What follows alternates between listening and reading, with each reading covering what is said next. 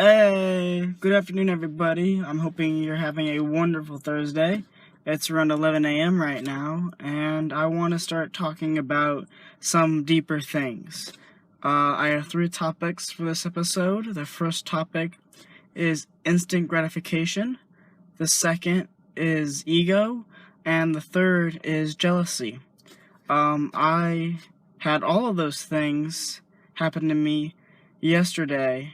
So I really just kind of want to talk about those things, explain what they are, and then explain kind of what I'm going through while I'm trying to work on those things, just to kind of air it out and just put it out there and see if maybe the universe will answer me or I'll answer myself. So when it comes to the first topic, instant gratification. If you don't know what that is, basically gratification is a source of pleasure. The best way to explain it is, you remember when you were a kid and you had a Lego set? It was like one of those 1,000-piece Lego sets. It was usually for Star Wars, it was Star Wars themed, and you would build it and it would take maybe weeks or months depending on how fast you did it. And then when you built it, you felt this enormous amount of pleasure. That oh, I did this. This used to be 1,000 little pieces inside of a box, and now it's this beautiful sculpture based off a character or based off a spaceship from Star Wars. And you just had this feeling of, I did this. I accomplished this. That's what gratification is. And every person is thrived on this. Every person wants gratification. It's like a person who's 300 pounds and they lose 150 pounds. And then they're proud of that. And then someone comes up to them and tells them, wow, you look really good. You look like you lost 100 pounds. You go, yes, I did. And then you feel gratified that not only you know that you lost the weight, but that someone else noticed that. So there's this, it's that feeling of I know I did it, and then other people know I did it. And like I said, as humans, we thrive on this. And the problem with instant gratification, when it comes to Facebook and Instagram, when you have let's say you take a selfie and you put it on both those sites, and then 30 minutes goes by and you already have 15 likes. You instantly go, I took that picture, I put it there, and then instead of those weeks and months of you building that Star Wars Lego set, or that months and years of losing all that weight and getting that gratification, you get it in about 15 minutes. And that's actually, it sounds good briefly, that, oh, okay, I do this little thing and I get pleasure from it. But that's actually extremely bad, because then your ego is fed by the instant gratification. So it goes, oh, wow, I do this simple thing, and then I get gratification just like that. Well then, your ego is fed and fed and fed by all of that, and then, let's say you post a picture, and 30 minutes goes by, and you only get 1 like, then your ego just starts destroying you and going, hey, what happened? We used to get a bunch of likes really quick. That means you're pathetic. That means you're worthless. That means you're this. And it's your ego then starts to attack you. And I realized that when it came to this podcast, like an idiot. Let's see. I think it was Wednesday night. Wednesday morning. Very early Wednesday morning, about 1 a.m. I come home, I put a couple of quotes on Facebook that I read from this book, and all of a sudden I get home, and there's 4 different likes, and my buddy reshared it, and he said that he was proud of me to see that my passion, what I'm passionate about, has now turned into more passion, because I'm passionate about stand-up, and then that led to the podcast, which then led to me reading more books. And I got instant gratification from just that little post, and then my buddy telling me that he was basically proud of me. And that's all I want as a person, is for people to be proud of me, for people to respect me, for people to look at me the way I want them to look at me. And I got that. And I was thriving off that energy, and my ego was going, great, see, we can keep doing this. More people want this.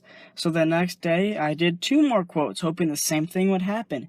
And it didn't. And then my ego starts destroying me. And then I put up this podcast, and I know that it takes time for people to view this and to like this, but because I didn't get the instant gratification within the next hour, my ego started destroying myself again, going, see, no one likes your podcast. Nobody likes you. What you're doing right now is completely worthless. Everything you have done is completely worthless. And that's why sometimes instant gratification isn't good, because that's not how people work. That just started happening now. Facebook and Instagram just became popular in the past couple of years. Us as humans have not evolved enough to understand instant gratification should be more of like a tip or a high five, not this ego-feeding monster.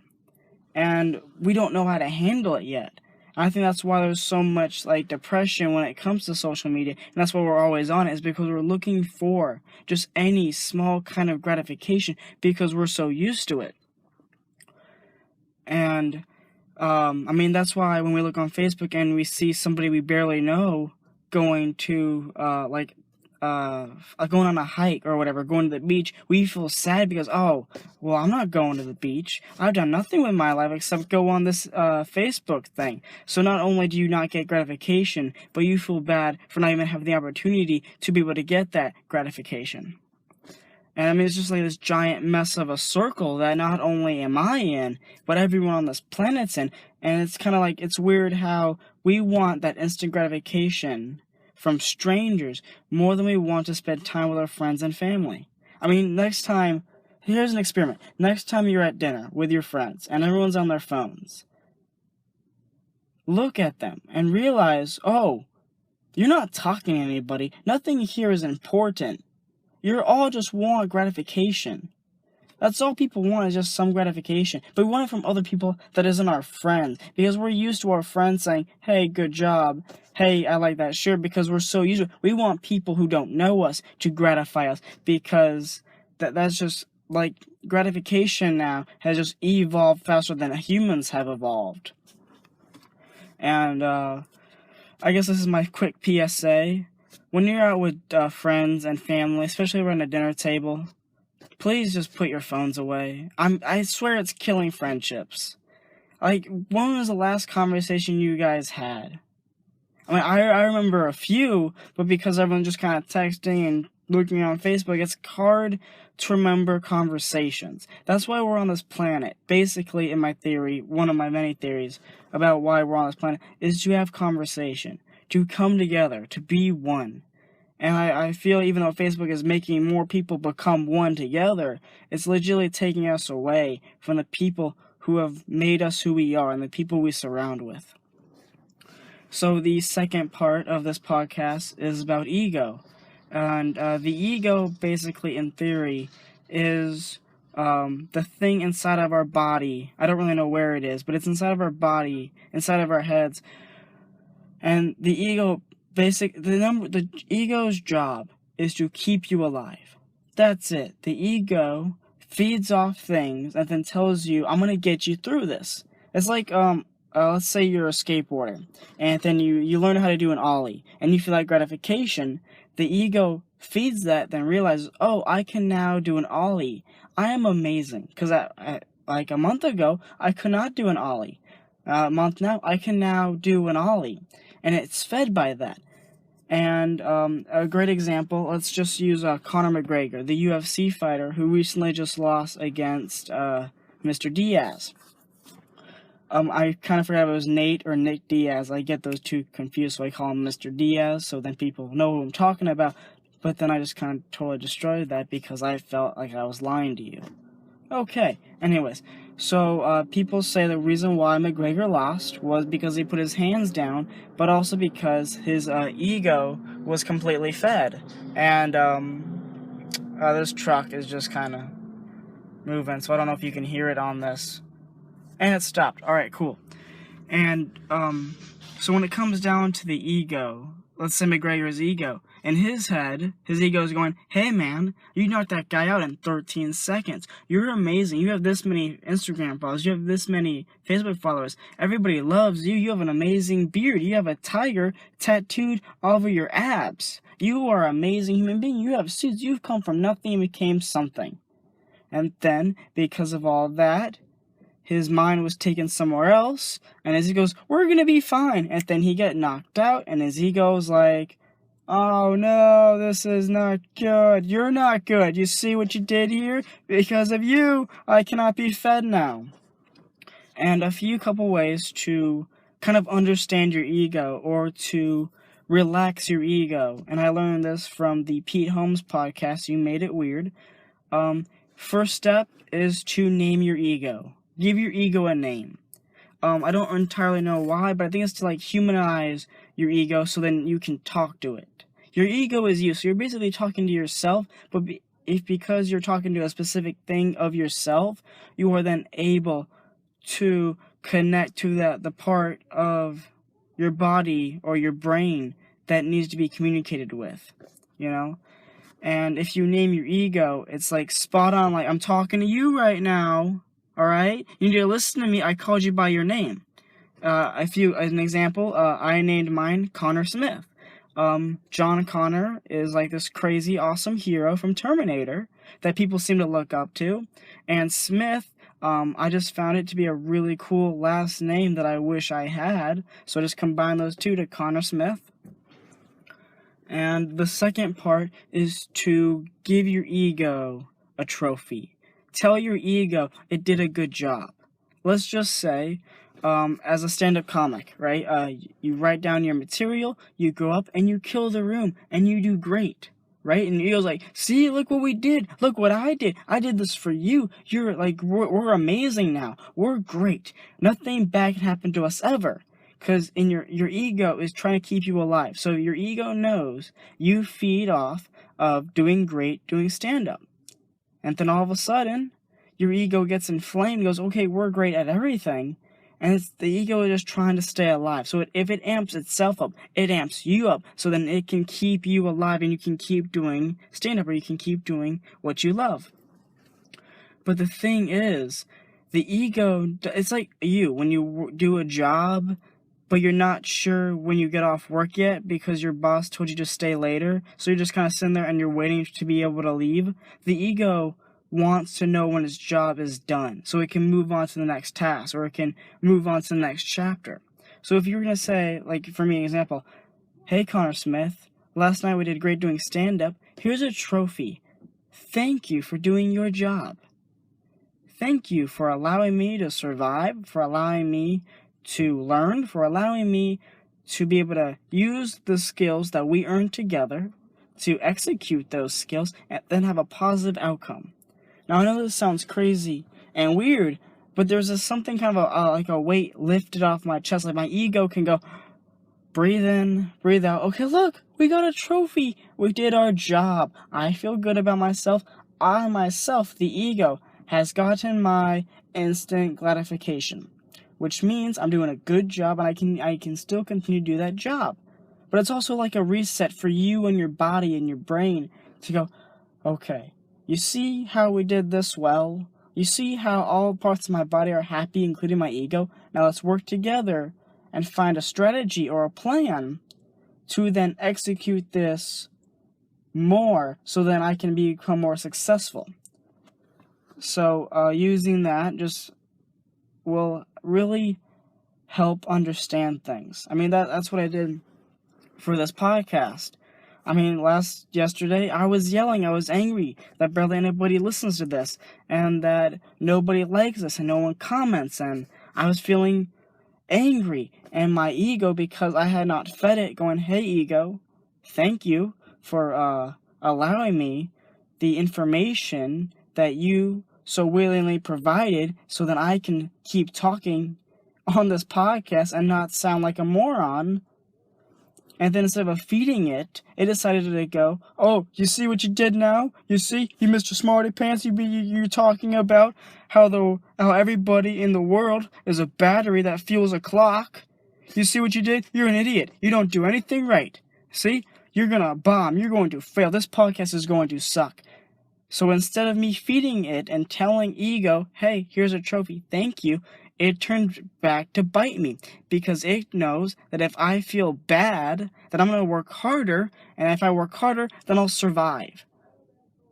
So what I'm saying is, in the biggest of things or the smallest of things, when you accomplish something, take a little bit of time, name your ego, say, thanks for keeping me alive, ego. Thanks to yourself. Thank yourself for keeping you alive, so then you can continue on a better path than you were the day before. That's another part of life, is just to continue being a better person than you were the day before.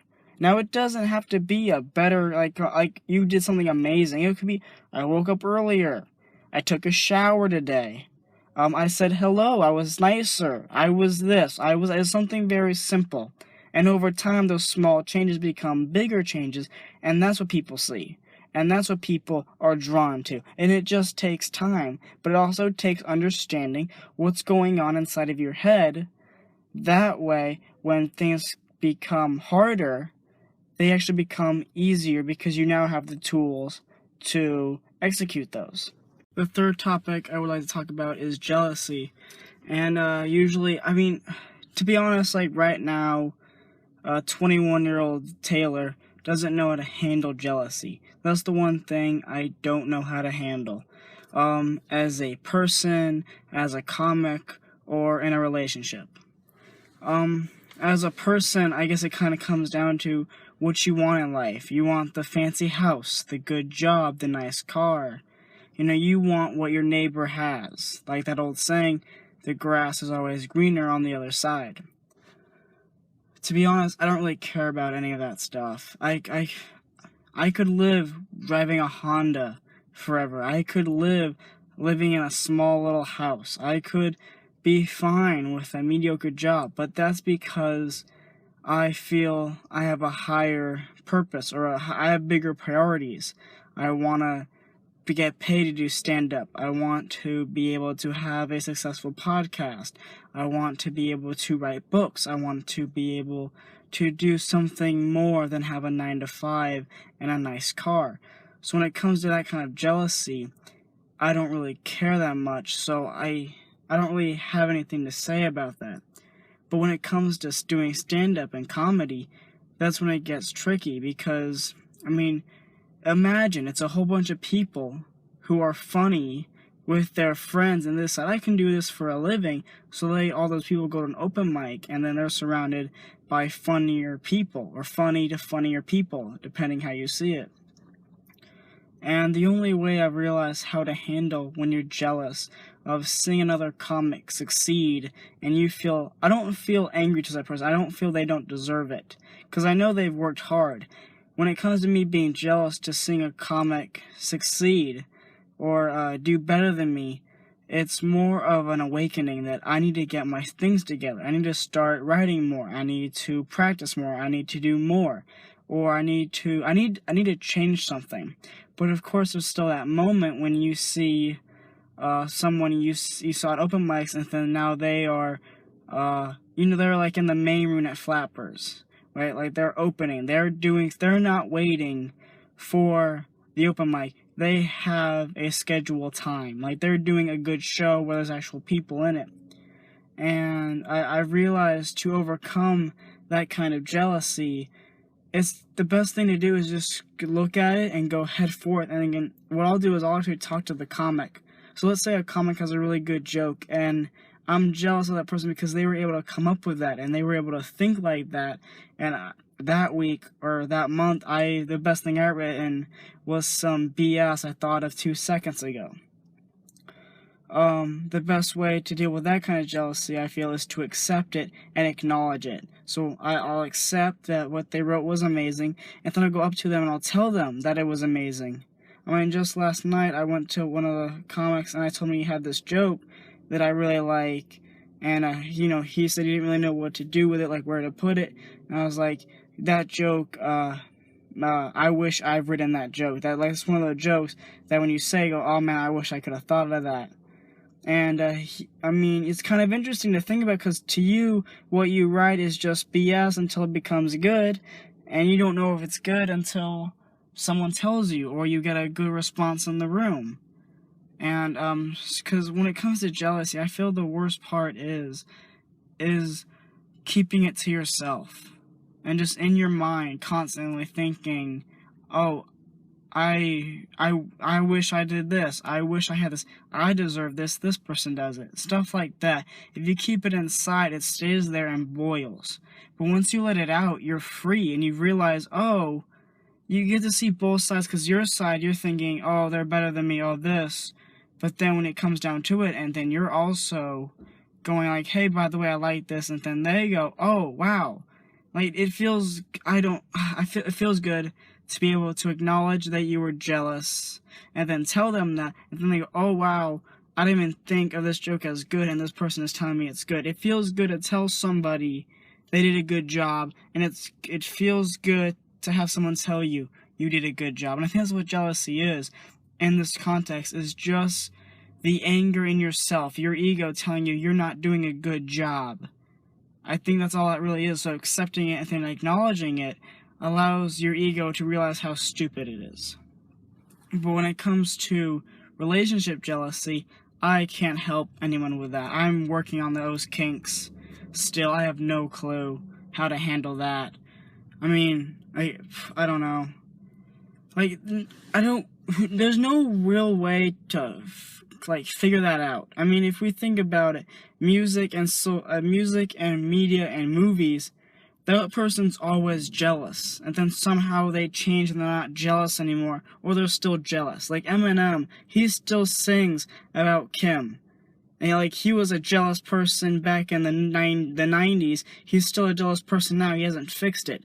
So I don't know if jealousy and that concept will ever go away, or it just takes time, or maybe it's some kind of it's wrong to say, but I feel maybe you go date someone, you're jealous, and it ends badly, and then you figure it all out. I don't know how that works, because you're basically going into a relationship knowing it's going to fail for the purpose of you being jealous, but because it ends terribly, then you figure it out. That's wasting two people's lives, but you're still gaining the experience that you need to live and to have a relationship. So I don't know how that works. And even if you Google it, if you Google how to not be jealous, there's no help. It says don't read your partner's email. Trust your partner. It has nothing to do with trust, I feel. I feel it's something deep down in your head where there's these wormholes in your brain that tell you, oh hey, see that person? See how he or she looked at that person? She doesn't look that at you. See how she hugged you and she hugged him, but not you? I think it's just I think it's maybe a brain thing. I think the only way to fix that is therapy. I don't know. You can change depression by either reading books, therapy, and listen to motivational things. But what kind of? I don't think there's any motivational things on how to escape jealousy. And it's I put this on this podcast so that I have at least 2 out of 3 things I know what I'm talking about. I know what I'm talking about when I talk about the ego and instant gratification. But then when it comes down to jealousy, there's not enough information out there. I feel bad for people who are like me, who may or may not be completely psychotic jealous or just mediocre jealous, but it still controls their life, it still controls how you see the world. Because I could be not jealous right now, but 2 weeks down the line, I could meet some nice girl, and now I'm jealous because of whatever psychotic reason my brain gives me. And I don't know how to use that. I have no control with that. I think that's the scariest part, is having lack of control. And I'm putting this right here, not to be a Debbie Downer, and not to take all the great information I just did and make it sound like I'm just going to sit here and go, I'm a jealous person. No, I'm putting it here so that my brain and the universe or whatever's going on around me can somehow come together and I can figure out the answer that way. Because I've lived 21 years and I still don't know the answer of how to overcome jealousy, being jealous in a relationship. There's no music, there's no how-to, and if there is a how-to, it's not helpful. So I'm just putting it all out there. Maybe somebody agrees with me, maybe somebody doesn't. We're going to find out eventually anyways. The truth always shows up somehow magically. And that's, you know what? Thank you very much. Thanks for listening. Just a little bit of business before I leave. I want to say thank you.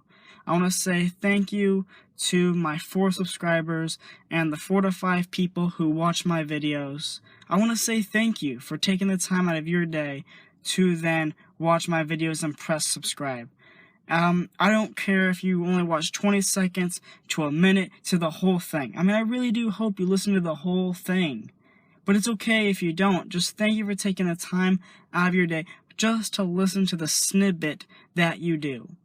And I hope that I'm not wasting your time, and that as time goes on, this will get better, and then I'll be able to put out a lot more compelling topics, and I'm hoping, like, it'd be really cool to get, like, a cult following on this thing. Like, there's a bunch of people who, just imagine 10 years from now, there's a bunch of people wearing, I'm a nutcase t-shirt, but instead of a C, it's a K. And then that's gonna be cool. Like, people can go, oh, no, it's from this cool podcast. Like, I hope that's what this becomes, and you 4 to 5 people who watch my videos and press subscribe, you're a part of that. And I want you to know, deep down in my heart, I thank you. Thank you for your time. Thank you for your subscription. And I really hope that you're entertained, or you enjoy this, or you learn something, or maybe you get a new perspective. And I just want to say, I really want to say thank you so much. You don't know how much this means to me. Because if I had no viewers whatsoever, I wouldn't have a reason to do this. But because I have those 4 to 5 people, then I have 4 to 5 reasons to do that. It's those different people. So from the deep down in my heart, thank you. And if you agree that you're a psychotic nutcase, I salute you.